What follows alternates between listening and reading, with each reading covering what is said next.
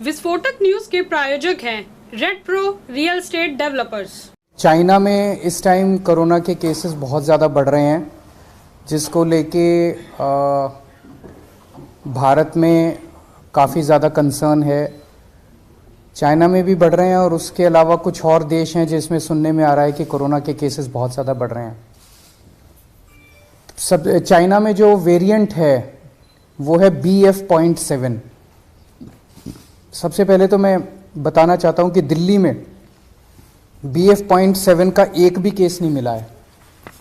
सो अभी फ़िलहाल घबराने की ज़रूरत नहीं है। ना केवल टेस्टिंग में मिला है, टेस्टिंग तो हम कर ही रहे हैं, जो भी कोरोना के केसेस आ रहे हैं उनकी जीनोम टेस्टिंग हो रही है।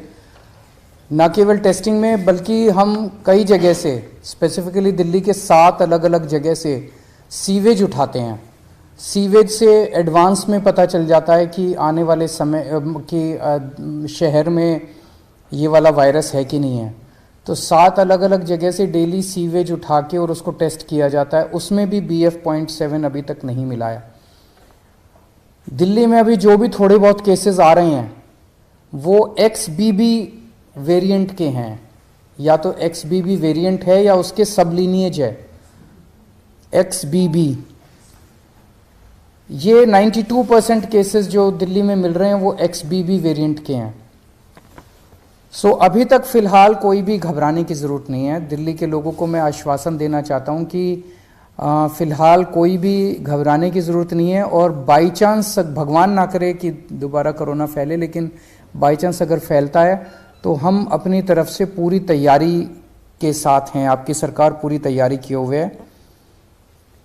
एक तो जितने केसेस आ रहे हैं भारत सरकार की डायरेक्शन के मुताबिक हम सारे केसेस की, जितने पॉजिटिव केस आते हैं सबकी जीनोम सीक्वेंसिंग कराते हैं कि वो उसमें कौन सा वेरिएंट है। दूसरा, हमारी आज दिल्ली में लगभग 2500 केसेस की टोटल टेस्टिंग होती है डेली। हमारी कैपेसिटी 1 लाख तक पहुंच गई है। अगर ज़रूरत पड़ेगी तो हम 1 लाख टेस्ट्स डेली भी कर सकते हैं। आज हमारे पास 8000 बेड्स कोरोना के लिए अलग से रखे हुए हैं। अगर ज़रूरत पड़ेगी तो 8000 बेड्स अभी फ़िलहाल खाली हमने रखे हुए हैं। पिछली लास्ट जो कोरोना की पीक आई थी उसमें 25,000 बेड्स तक हम लेके गए थे। इसको भी इस बार हमारी तैयारी 36,000 बेड्स तक की है। अगर ज़रूरत पड़ेगी तो हम 36,000 बेड्स कोरोना के तैयार कर सकते हैं। पिछली बार ऑक्सीजन की काफ़ी दिक्कत हुई थी। ऑक्सीजन की सबसे बड़ी दिक्कत ये हुई थी कि एक तरफ तो ऑक्सीजन मिल नहीं रही थी और दूसरी तरफ ऑक्सीजन अगर मिलती भी थी तो दिल्ली में हमारे पास स्टोर करने की कैपेसिटी नहीं थी। वो हमने अब बढ़ा ली है। आज हमारे पास 928 मीट्रिक टन ऑक्सीजन स्टोर करने की कैपेसिटी है। 928 मीट्रिक टन्स। इसमें पिछली बार आपको याद होगा कि सबसे ज़्यादा दिक्कत थी, सिलेंडर नहीं मिल रहे थे। सब आदमी मतलब अपने अपने मरीज को लेके एक सिलेंडर ऑक्सीजन ढूंढ रहे थे, सिलेंडर नहीं मिल रहे थे। अभी हमारे पास जितने सिलेंडर्स हैं पूरी दिल्ली में सब अस्पतालों में जो लगे हुए, उसके अलावा 6000 सिलेंडर्स हमारे पास रिजर्व में अभी खाली पड़े हुए हैं। ज़रूरत पड़ेगी तो इनको, पिछली बार जब पीक आई थी तो हमने ये 6000 सिलेंडर्स चाइना से इंपोर्ट किए थे और ये 6000 रिजर्व में पड़े हुए हैं हमारे पास सिलेंडर्स। पिछली बार एक दिक्कत ये आई थी कि XYZ स्टेट कह देता था कि ठीक है आप ऑक्सीजन उठा लो।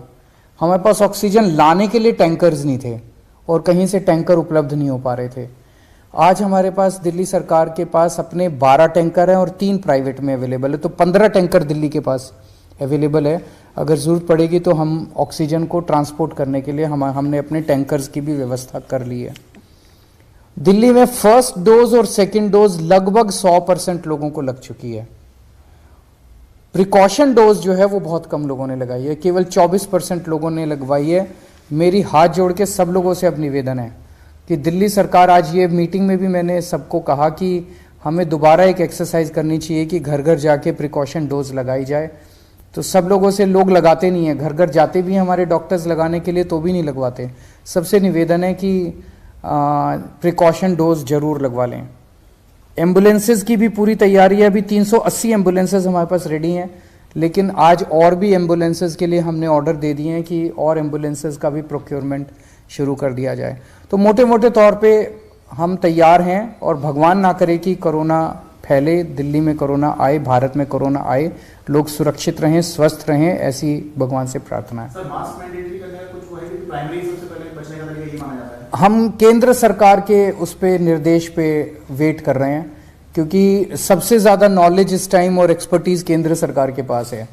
कितना हमें तैयारी करने की ज़रूरत है, कितनी वो, तो केंद्र सरकार जैसे जैसे आदेश देगी हम उन आदेशों का पालन करेंगे। कई सारे स्टेट एयरपोर्ट पर जो है वहां पर रैंडम सैंपलिंग कर रहे हैं। आईजीआई पर क्या आपने ऑर्डर किया है रैंडम सैंपलिंग जो अभी से शुरू हो, खासकर जो बाहर से आ रहे हैं, चाइना से ट्रांजिट रूट लेकर के आ रहे हैं? मेरे ख्याल से उसके बारे में भी केंद्र सरकार ऑर्डर निकालेगा। जो दिल्ली का जो इंटरनेशनल एयरपोर्ट है उसके ऊपर कितनी सैंपलिंग होनी चाहिए, जो जो केंद्र कहेगा उसके हिसाब से मैन पावर और मटेरियल प्रोवाइड करना हमारी जिम्मेदारी है। स्कूल्स को लेकर बहुत बड़ा कंसर्न होगा, क्योंकि जो बच्चे हैं उनके वैक्सीन को लेकर अभी भी क्लैरिटी नहीं है, बहुत ज्यादा कवरेज नहीं है। वैक्सीन जैसे मैंने बताया कि फर्स्ट डोज और सेकंड डोज 100% लग चुकी है सभी एज ग्रुप्स में और सभी कैटेगरीज में। जांच का दायरा भी बढ़ाया जाएगा?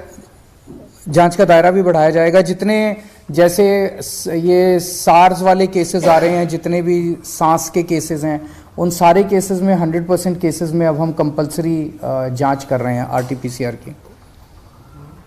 Thank you.